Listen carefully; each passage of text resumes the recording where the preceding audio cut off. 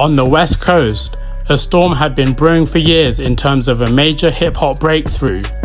New York had been rap's epicenter, but NWA, a rap group from Compton, California, who put the entire nation onto gangster rap and focused on reporting about what they saw in the streets, would go on to release their 1988 classic, Straight Outta Compton. This album gave NWA huge national attention. However, it may not have happened if three girls from Rialto, California had not paved the way for them a few months earlier.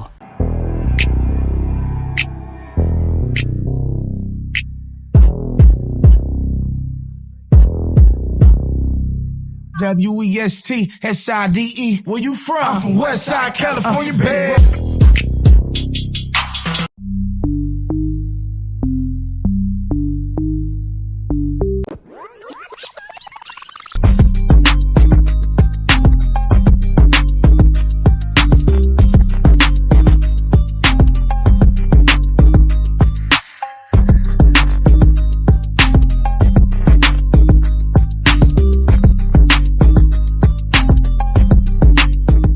In 1987, Eazy-E founded Ruthless Records with the intent of being a platform for NWA to release their music.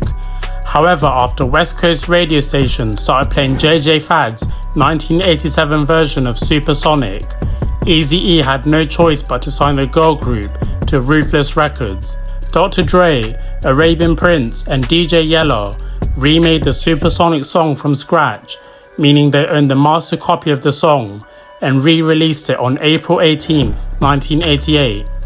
The song was an instant smash hit across the country, selling over 400,000 copies in just a few months. JJ Fad continued with that momentum and released their debut album in June of 1988, with it later being certified gold, and also giving JJ Fad the honour of being the first all-female rap group to be nominated at the Grammys. JJ Fad's deserved and unprecedented success led to Ruthless Records being able to have enough money to then fund NWA and Eazy-E's debut albums, therefore establishing the West Coast as a new power center for hip-hop. Another Cali veteran who was also on his way up to being a power player in West Coast hip-hop was Ice-T, who grew up in the Crenshaw district of LA. Ice-T had some local successes in the early 80s with a few electro hip-hop singles. However, it was his 1986 hit, 6 in the Morning, which became increasingly popular across the West Coast and earned him his first major record deal, then going on to release his 1987 debut album, Rhyme Pays. 6 in the morning, police at my door. Fresh Adidas squeak across the bathroom floor. Out my back window, I make my escape. Didn't even get a chance to grab my old school tape. But it was the 1988 platinum certified album named Power, a classic project that really stood the test of time, as Ice-T showed off his brazen personality and found a good balance between smooth gangsterism and clever social messaging.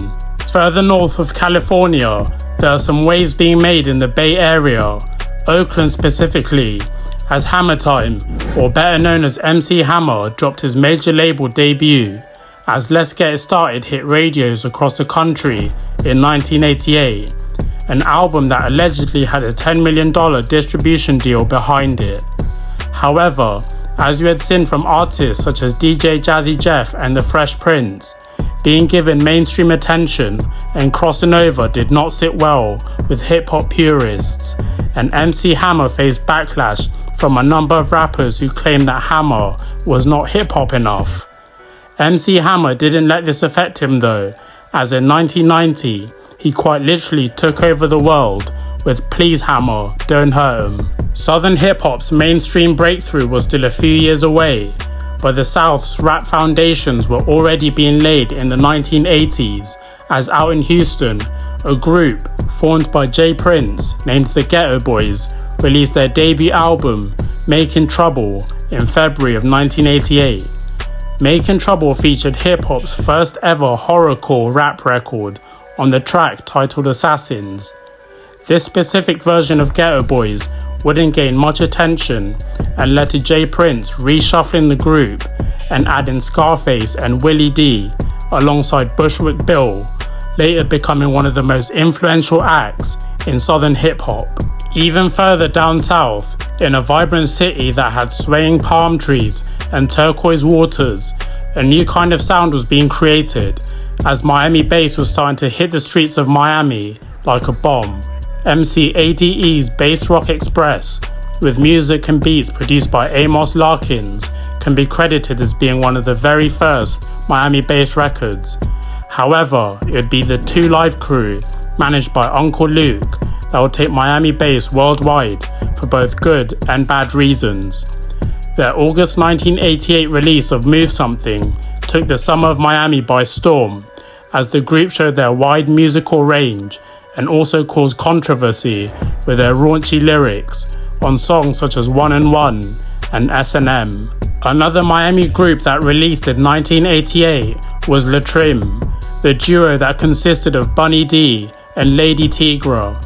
The duo rode the wave of the popular Miami bass sound and dropped their debut album Grab It in 1988, which had the underground hit Cars with a Boom, a light-hearted and good-natured song that was a response to Salt and Pepper's Push It.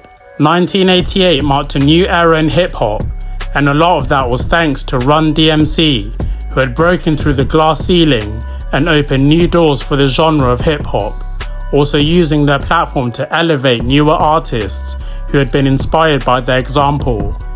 This changing of the guard from the old era to the new generation wasn't quite complete, as some artists still felt they had a point to prove. Stay tuned for the next episode as we look at the artists who felt they were still on top in 1988.